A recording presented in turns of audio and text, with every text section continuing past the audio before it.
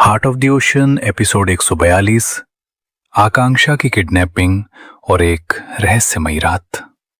लक्ष्य का घर नखरे और गुस्सा। लक्ष्य के घर का नजारा इस समय देखने लायक था।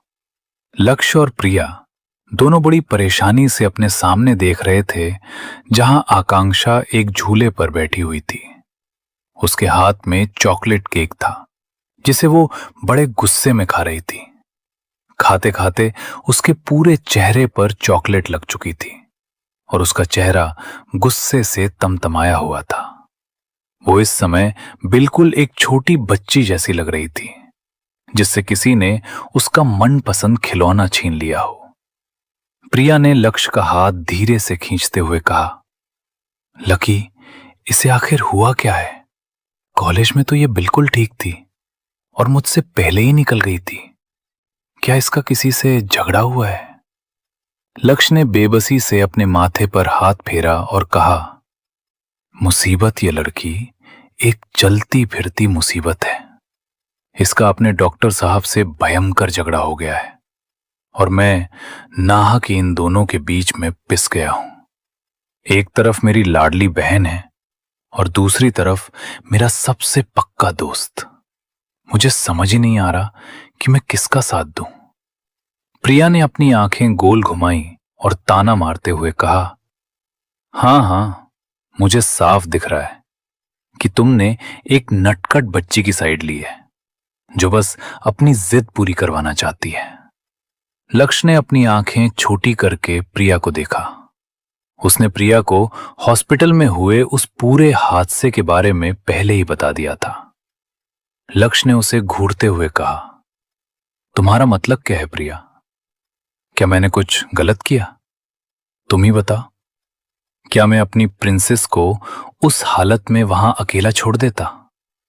लक्ष्य की आवाज में हल्की सी तल्खी महसूस करके प्रिया चुप हो गई। लक्ष्य आगे बढ़ा और उसने आकांक्षा के सिर पर प्यार से हाथ फेरते हुए कहा, प्रिंसेस, इतना गुस्सा नहीं करते। श्लोक को तुम्हारी बहुत चिंता हो रही थी, इसीलिए उसने तुम्हें डांटा। अगर तुम इतनी सी बात पर उससे नाराज हो जाओगी तो कैसे चलेगा? आकांक्षा ने अपना चॉकलेट से सना चेहरा उठाकर लक्ष्य को देखा और रुआंसी आवाज में बोली, भाई, आप भी उन्हीं की साइड ले रहे हैं। आपको ऐसा बिल्कुल नहीं करना चाहिए। आपने देखा नहीं, मेरे इतना नाराज होने पर भी उन्होंने मुझे रोकने या मनाने की कोशिश तक नहीं की। यहां तक कि जब से मैं हॉस्पिटल से यहां आई हूं, उनका एक बार भी फोन नहीं आया है। अब मैंने पक्का डिसाइड कर लिया है, मैं उनसे कभी बात नहीं करूंगी। और भाई, अगर आपको लगता है कि मेरा यहां रुकना ठीक नहीं है तो मैं यहां से भी चली जाऊंगी। लक्ष्य ने तुरंत उसके गाल पर लगी चॉकलेट को साफ करते हुए कहा, अरे बाबा, ऐसे कैसे? मेरी बहन इस घर से कहीं नहीं जाएगी। तुम्हें जब तक यहां रुकना है तुम पूरे हक से रुक सकती हो। बस ऐसी कोई गलती मत करना जिससे तुम दोनों का रिश्ता बिगड़े, क्योंकि तुम दोनों के बीच की बॉन्डिंग सबसे अलग और खूबसूरत है, जैसी मैंने आज तक किसी में नहीं देखी। अच्छा, अपना ख्याल रखना। मुझे कुछ जरूरी काम है तो मैं बाहर जा रहा हूं। प्रिया यहीं तुम्हारे पास है? आकांक्षा ने हां में सिर हिलाया। लक्ष्य मुड़ा और प्रिया को बाय कहकर वहां से निकल गया। रात का सन्नाटा और आधी रात को किडनैपिंग रात के 9 बजे बज चुके थे। आकांक्षा अपने कमरे में एक बड़े से टेडी बेयर को कसकर गले लगाए बेड पर लेटी हुई थी। उसकी आंखों में नींद का नामो निशान नहीं था और वो बार बार ललचाई नजरों से अपने फोन को देख रही थी। प्रिया कब से उससे बात करने की कोशिश कर रही थी, पर आकांक्षा ने उसे डांट कर कमरे से बाहर भेज दिया था। आकांक्षा ने झुंझलाकर टेडी बेयर को एक घूंसा मारा और बुदबुदाई, गंदे डॉक्टर साहब, क्या आपके पास फोन नहीं है? अगर आप एक बार फोन करके मुझसे बात कर लेते तो आपका क्या बिगड़ जाता? देखिए, मुझे नींद भी नहीं आ रही है। आप अच्छे से जानते हैं कि मुझे आपके बिना नींद नहीं आती, फिर भी आपने मुझे इस तरह आने दिया। मुझसे ऐसी क्या गलती हो गई थी कि आप मुझसे इतना ज्यादा नाराज हो गए? ये कहते कहते उसने श्लोक का नंबर निकाला और डायल करने ही वाली थी कि अचानक उसके अहम ने उसे रोक लिया। उसने फोन को साइड में पटका और कहा, मैं क्यों फोन करूं भला? हर बार मैं ही आगे कदम क्यों बढ़ाऊं? क्या वो एक बार भी झुक नहीं सकते? मैं भी फोन नहीं करूंगी, चाहे जो हो जाए। ये कहकर उसने ब्लैंकेट को सिर तक ओढ़ लिया और आंखें बंद कर लीं। कमरे की लाइट्स ऑफ थीं, तभी अचानक बेहद धीमी आहट के साथ कमरे का दरवाजा खुला और कुछ साए अंदर दाखिल हुए। उनके कदमों की आवाज इतनी बारीक थी कि आकांक्षा, जो पहले से ही बेहद खराब मूड में थी, समझ ही नहीं पाई कि कोई उसके कमरे में घुस चुका है। तभी अचानक उन 4 अजनबियों ने आकांक्षा को ब्लैंकेट समेत बिस्तर से उठा लिया। अपने साथ हुई इस अचानक हरकत से आकांक्षा बुरी तरह चौंक गई और चीखने चिल्लाने लगी, छोड़ो मुझे, कौन हो तुम लोग? पर किसी ने उसकी एक न सुनी। वे उसे तेजी से नीचे ले गए और बाहर खड़ी गाड़ी की बैक सीट पर फेंक दिया। आकांक्षा को कुछ दिखाई नहीं दे रहा था, क्योंकि एक मजबूत शख्स उसे दबोच कर बैठा था और उसने उसके चेहरे से कंबल हटने नहीं दिया था। रहस्यमयी कमरा और अनोखा मेकओवर। कुछ देर बाद गाड़ी आकर रुकी। आकांक्षा को उठाकर एक आलीशान कमरे में ले जाया गया। इस बार उसकी आंखों पर एक रेशमी पट्टी बंधी हुई थी। वो अपने हाथ पैर हवा में मारते हुए चिल्लाई, छोड़ो मुझे, तुम लोग कौन हो और मुझे यहां क्यों लाए हो? जाने दो मुझे, वरना बहुत बुरा होगा। आकांक्षा के इस तरह हाथ पैर चलाने और अपनी फाइटिंग स्किल्स का इस्तेमाल करने की वजह से वहां खड़े कुछ गुंडों को चोटें भी आईं और वे बुरी तरह परेशान हो गए। आखिरकार किसी के गुप्त इशारे पर उन लोगों ने आकांक्षा के हाथ और पैरों को मजबूती से बांध दिया। इसके बाद कुछ लड़कियां आगे बढ़ीं और उन्होंने आकांक्षा के कपड़े बदलकर उसे बहुत ही खूबसूरती से ड्रेसअप करना शुरू कर दिया। कोई उसके लंबे बालों को संवार रहा था तो कोई उसके चेहरे पर सलीके से मेकअप लगा रहा था। अब आकांक्षा को सच में डर लगने लगा था। उसने रोते हुए कहा, देखो प्लीज, मुझे जाने दो, मैंने किसी का कुछ नहीं बिगाड़ा है। इस वक्त उसे श्लोक को छोड़कर लक्ष्य के घर आने के अपने फैसले पर गहरा पछतावा हो रहा था। उसे समझ आ रहा था कि अगर वो लक्ष्य के घर न रुकती तो उसका किडनैप कभी नहीं हो पाता, क्योंकि लक्ष्य के घर कोई खास सिक्योरिटी नहीं थी, जबकि श्लोक का विला हमेशा हाई सिक्योरिटी जोन में रहता था। तभी 2 लड़कियां आगे आईं और उन्होंने बेहद तमीज से कहा, मैम प्लीज कोऑपरेट कीजिए, हमारे सर बस आपसे थोड़ी देर बात करना चाहते हैं। अगर आपको लगे कि यहाँ कुछ गलत हो रहा है तो आप उसी वक्त यहाँ से जा सकती हैं, पर अगर आपने हमारे साथ कोऑपरेट नहीं किया तो सर हमें जान से मार देंगे। प्लीज मैम, हमारी जान आपके हाथ में है। उन लड़कियों की आवाज में इतनी मिन्नत और डर था कि आकांक्षा का दिल पिघल गया। उसने हाँ में सिर हिलाया और कहा, ठीक है, मैं कुछ नहीं करूंगी। मैं नहीं चाहती कि मेरी वजह से किसी मासूम को चोट पहुंचे। उन लड़कियों ने राहत की सांस ली और आकांक्षा के हाथ पैर खोलकर उसे अपने साथ लिफ्ट में ले गईं। लिफ्ट खुली और वे आकांक्षा को लेकर एक खुली, बेहद खूबसूरत और शांत जगह पर आ गए। वहां आकांक्षा को अकेला छोड़कर वे लड़कियां चुपचाप गायब हो गईं। रहस्यमयी आलिंगन और आकांक्षा का वार। आकांक्षा को जब अपने आसपास सन्नाटा महसूस हुआ तो उसने डरते हुए कहा, तुम दोनों कहाँ गईं? ये कौन सी जगह है? मुझे अपनी आंखों की पट्टी हटानी है क्या? मैं हटाऊं? जब कोई जवाब नहीं मिला तो उसने खुद ही अपने हाथ बढ़ाकर आंखों की पट्टी खोलने का फैसला किया। पर जैसे ही उसकी उंगलियां पट्टी तक पहुंची, किसी के बेहद मजबूत और गर्म हाथों ने उसकी नाजुक कलाइयों को दबोच लिया। उस स्पर्श से आकांक्षा ऊपर से नीचे तक कांप उठी। उसे एक बहुत ही रॉयल मेल परफ्यूम की खुशबू आ रही थी, जिससे साफ था कि उसके पीछे कोई मर्द खड़ा था। पर यह परफ्यूम श्लोक या लक्ष्य का नहीं था, ये बहुत अलग और सम्मोहक था। उस आदमी ने आकांक्षा के हाथों को धीरे से नीचे किया और उसके ठीक सामने आकर खड़ा हो गया। वो अपनी गहरी नजरों से आकांक्षा को ऊपर से नीचे तक निहारने लगा। आकांक्षा ने इस समय एक शॉर्ट वाइट कलर की फ्रॉक पहनी हुई थी, जो पतली स्ट्रिप्स के सहारे टिकी थी, जिससे उसके गोरे मजबूत कंधे साफ झलक रहे थे। मेकअप की वजह से उसका रूप और भी निखर गया था और उसके लंबे बालों का एक प्यारा सा जूड़ा बनाकर उस पर हीरों का एक छोटा सा टियारा सजाया गया था।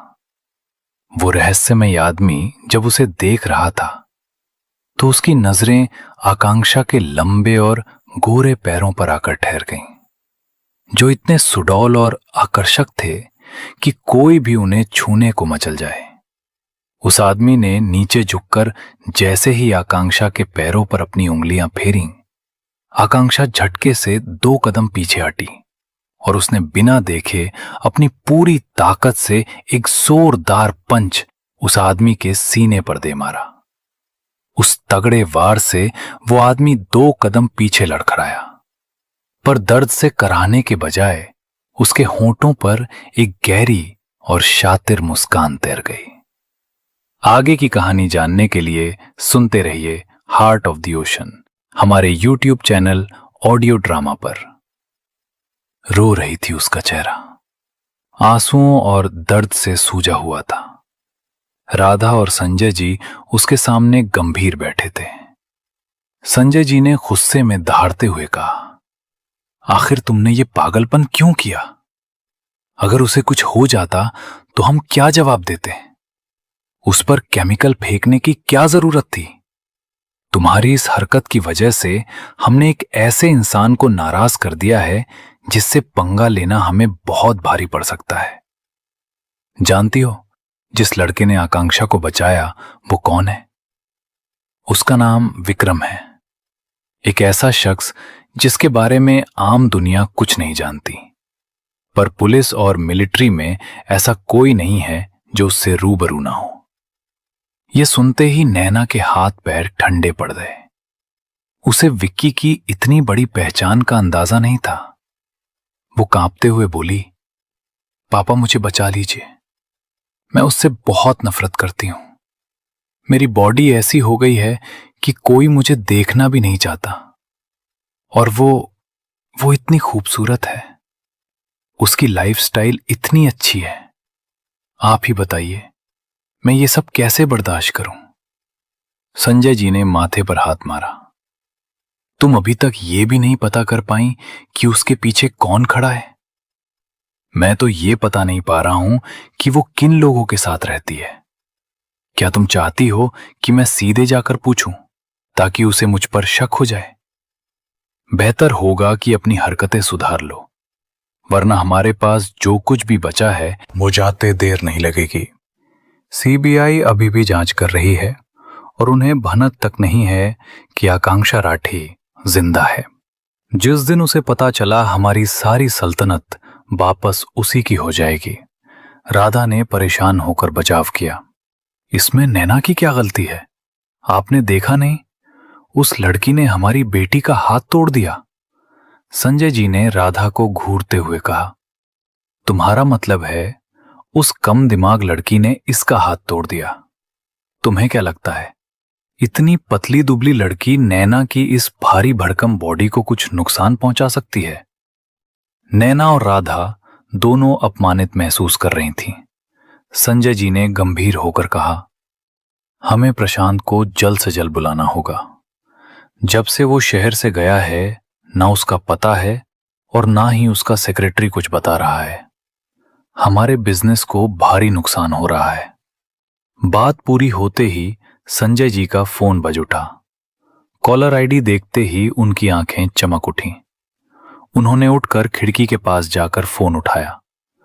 दूसरी तरफ से एक सख्त और भारी आवाज गूंजी, क्या आपको मेरी मदद की जरूरत है? जो आप मुझे ढूंढ रहे हैं?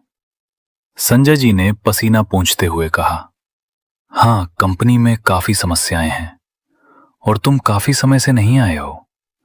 मैं चाहता हूं कि तुम वापस आओ। प्रशांत ने हंसते हुए कहा, मुझे नहीं लगता कि मुझे आपको बताने की जरूरत है कि मैं कहां हूं। मैंने अपने सेक्रेटरी को सब समझा दिया है, वो आपकी मदद करेगा। मैं अपने 2 खास आदमी भी भेज रहा हूं जो काम संभाल लेंगे। मैं इस हफ्ते नहीं आ पाऊंगा, पर कोशिश करूंगा कि अगले हफ्ते तक आ जाऊं। इतना कहकर उसने फोन कट कर दिया। जंगल वाला घर, आरुषि और प्रशांत की नजदीकियां। फोन रखने के बाद प्रशांत ने आसमान की ओर देखा। चेहरे पर भाव शून्य थे, पर ठंडी हवा के स्पर्श से उसे हल्का सुकून मिला। वो मुड़ा और घर के अंदर चला गया। उसके कदम अनजाने में ही अपने कमरे के बजाय आरुषि के कमरे की तरफ बढ़ गए। अंदर का नजारा देखकर वो ठिठक गया।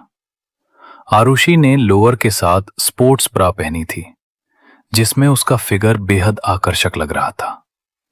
वो अपने जख्मी पैरों पर खड़े होने की कोशिश कर रही थी, पर लड़खड़ा कर गिरने लगी। उसने आंखें कसकर बंद कर लीं, पर जब उसे कोई दर्द महसूस नहीं हुआ तो उसने आंखें खोली। सामने प्रशांत था, जिसने उसे थाम रखा था। प्रशांत के ठंडे हाथों की छुअन कमर पर महसूस होते ही आरुषि कांप उठी। जैसे ही उसने फिर से खड़ा होने की कोशिश की, दर्द के कारण वो फिर लड़खड़ाई। इस बार प्रशांत ने बिना एक शब्द कहे उसे अपनी गोद में उठा लिया। आरुषि हैरान थी, पर उसने गिर न जाए इसलिए उसे कसकर पकड़ लिया। प्रशांत ने शांत आवाज में पूछा, क्या करना है? आरुषि ने धीमी आवाज में कहा, मुझे नहाना है। आप मुझे वॉशरूम तक छोड़ दीजिए। प्रशांत ने उसे बाथरूम में ले जाकर बाथ टब के पास बिठा दिया। आरुषि को लगा वो चला जाएगा, पर वो वहीं रुककर सामान ढूंढने लगा। जब आरुषि ने उसे बाहर जाने को कहा तो उसने अनसुना कर दिया और अपने हाथ में टॉवल, शैम्पू और सोप लेकर आया। उसने ठंडी आवाज में कहा, कपड़े हटाओ। आरुषि की आंखें फटी की पटी रह गईं। उसने मना किया, पर जब प्रशांत अपनी जिद पर अड़ा रहा तो उसने धीरे धीरे अपने कपड़े हटाए। प्रशांत ने बेहद सावधानी से हैंड शावर से उसे नहलाना शुरू किया, ताकि उसके घाव गीले ना हों। प्रशांत के ठंडे हाथों का स्पर्श पानी की गर्माहट के बीच आरुषि के शरीर में गूज बॉम्ब्स पैदा कर रहा था। प्रशांत के चेहरे पर एक ऐसी मुस्कान थी जो शायद उसे खुद भी महसूस नहीं हुई थी। अतीत का दर्द और आकांक्षा की याद नहलाने के बाद प्रशांत ने उसे वापस कमरे में पहुंचाया और खाना खिलाकर सुला दिया। बाहर निकलने के बाद वो जंगल में टहलने लगा। वो एक ऐसे घर के सामने रुका जो अंधेरे में डूबा था। अंदर तस्वीरें और पेंटिंग्स बिखरी थीं। उसने एक बड़ी पेंटिंग के सामने जाकर लाइट ऑन की। सामने मुस्कुराती हुई आकांक्षा की तस्वीर थी। उसने कांपते हाथों से उस पर हाथ फेरा और आंखों में आंसू लिए कहा, कहाँ हो तुम आकांक्षा? बहुत अजीब महसूस हो रहा है मुझे। मैं किसी और की तरफ खींचा जा रहा हूं, जैसा कभी तुम्हारे साथ भी नहीं लगा था। मैं जानता हूं मैंने तुम्हारे साथ बहुत गलत किया है, जिसकी कोई माफी नहीं है, पर तुम्हारे जाने के बाद मुझे अपनी गलतियों का एहसास हुआ है।